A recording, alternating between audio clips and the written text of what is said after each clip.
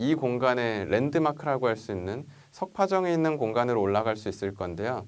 사랑채와 더불어서 정말 아름다운 자연 풍광, 굉장히 고즈넉하고 조용해서 서울 안에 이런 곳이 있나? 라고 경험해 볼 수 있는 곳이 바로 이 석파정 미술관인데요. 들어서시면은 사랑채 바로 앞쪽에 있는 큰 바위에 소수운면 암각자라고 써 있을 건데요. 물을 품고 구름이 발에 치이는 집이란 의미에서 그만큼 풍광이 좋다는 거죠. 너무 아름다웠던 공간으로 유명한 곳이 또 이 석파정에 있는 공간이라서 산책하듯 즐기실 수 있을 겁니다. 네, 그리고 그 바로 뒤쪽부터는 경주에서 수습돼서 2012년부터 이곳에 설치되어 있는 신라시대 석탑이 놓여 있을 건데요. 경주에 방문하는 것도 사실 마음 먹고 가야 되는 거죠. 서울에서 경주의 그 신라시대 유물을 만나본다라고 생각하면서 산책할 수 있는 산책길이 뒤쪽으로 계속 이어져 있을 겁니다.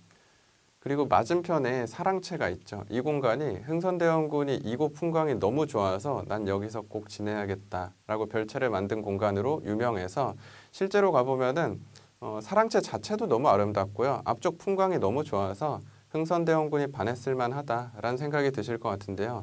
실제로 흥선대원군은 서화를 굉장히 잘 쓰고 잘 그리는 문인이었던 인물로도 유명하죠. 그래서 사랑채 안쪽을 보시다 보면은 벼루하고 붓 같은 것도 막 놓여 있을 건데요.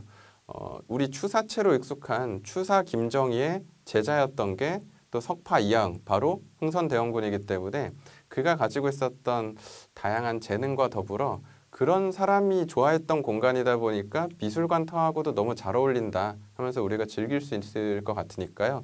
사랑채 공간도 잠깐 쉬면서 즐기면 매력적일 겁니다.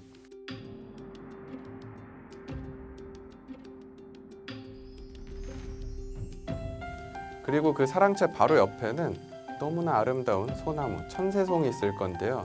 이게 서울시 지정보호수 60호로 아예 등록이 되어 있을 정도로 추정되기로는 650년가량 살았던 소나무로 평가받고 있습니다. 과거부터 동양화에 제일 많이 그려졌던 소재 중 하나가 또 이 소나무이기도 했었죠. 풍광이 진짜 너무 좋습니다. 전 갈 때마다 느끼는 게 안 그래도 그 인왕산 주변이 돌이 많은 공간인데 주변 이런 나무들이 같이 섞여 있으니까 따로 그림을 안 봐도 이 풍경 자체가 산수화 같다. 정말 과거의 문인들은 이런 풍경을 봤기 때문에 그런 멋진 산수화들을 그릴 수밖에 없었구나 라는 좀 공감이 되는 것 같아서 그 자연 풍광 자체가 여러분에게 분명 즐거움을 줄 거란 생각이 듭니다. 그리고 그 천세송 바로 옆쪽으로 가다 보면 삼계동이라고 새겨져 있는 각자, 그 돌에 새겨져 있는 한문을 보실 수 있을 건데요. 당시에 흥성대원군을 위해서 이 공간을 경영하고 운영했었던 김흥근이라는 문인이 새겨놓은 그리고 여기를 부르던 명칭이라고 합니다. 삼계동이라고 불리우는 이유는 세 개의 그 계곡의 물자락이 이곳에 모인다라는 의미에서 삼계동이라고 불리웠다고 하는데요. 그 계곡을 볼 수 있는 공간이 너무 아름다워서 그곳에 지어놓은 그 정자가 석파정이라고 불리우기 때문에 이 돌 바로 옆쪽으로 여러분이 천천히 산책로를 따라 올라가면 좌측에 그 석파정이 있을 겁니다. 특히 올라가시는 길에 중간중간 여러분의 감성을 자극하는 문장들도 많이 숨겨져 있을 거고 다양한 자연 풍경들이 또 즐길 수 있게 준비가 되어 있기 때문에 인왕산은 돌이 되게 예쁜 산이죠. 그 어우러짐을 즐기면서 산책해 보시는 것도 괜찮을 것 같습니다.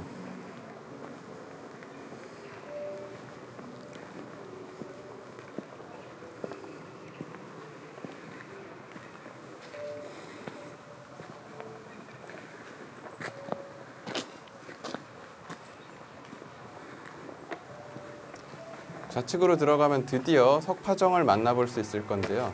기존에 이 공간이 워낙 아름다웠다 보니까 문인이었던 김은근이 이 석파정을 짓고 이곳에서 생활을 했었는데 여기가 너무 아름다워서 흥선대원군이 이곳을 본인이 갖고 싶어 한 거죠. 그래서 결론적으로는 흥선대원군을 왕이 머물렀던 공간을 신하가 계속 이용할 수는 없다 보니까 흥선대원군을 위한 별채로 운영되었던 공간이 이 석파정에 있는 사랑채와 이 석파정이라고 보시면 될 것 같은데요.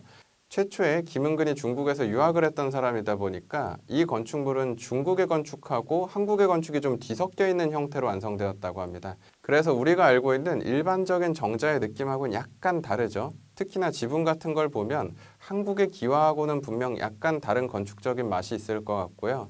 바닥 같은 경우에도 일반적인 한국 정자처럼 나무로 깔려 있는 게 아니라 화강암으로 되어 있는 모습을 볼 수 있을 겁니다.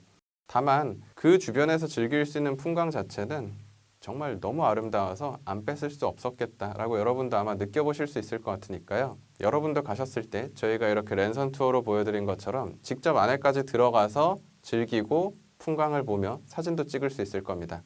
이 공간은 절대 놓치지 말고 보시길 추천드립니다.